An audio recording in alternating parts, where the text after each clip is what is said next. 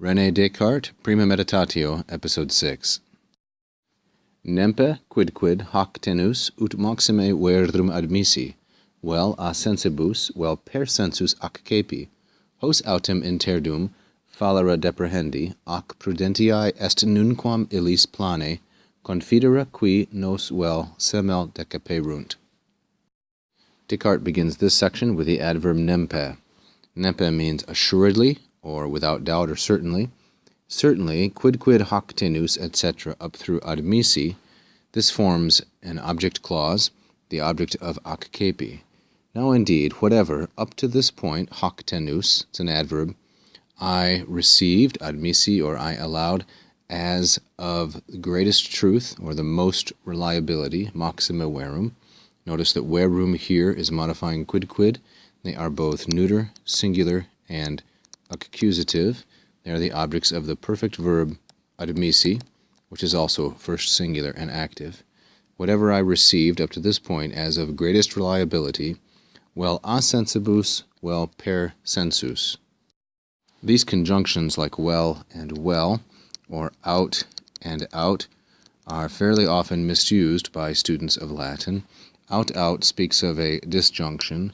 On is used for questions, and well is used for a disjunction that can also be amplifying or emphatic, whereas out is a strict disjunction. Here, well are two ways of expressing a similar idea. I received all of this, quidquid through admissi, either from my senses, directly, or through my senses, via my senses. Sensus is a fourth declension masculine noun.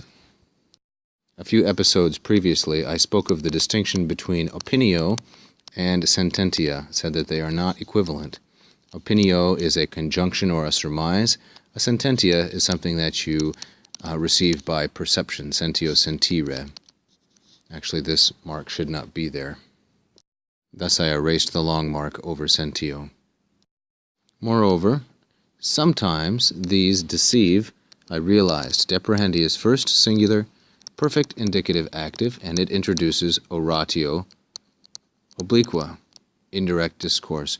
The subject of the oratio obliqua is hos, which has as its antecedent sensus, the senses, thus it's masculine and plural, and the verb is fallere, which means to deceive. It's a third conjugation verb, and the English word fallacy and fallacious, those words come from fallere.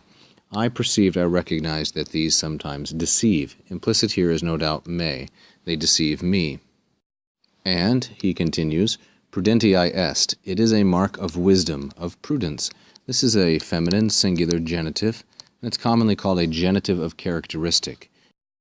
So it is a mark of prudence or of wisdom, of foresight, never to trust or have confidence in, confidere, those things or those persons, and this is a dative with the compound verb confidere, to have unshakable, clear, plain, absolute confidence in those persons or things which, qui, have deceived us even one time.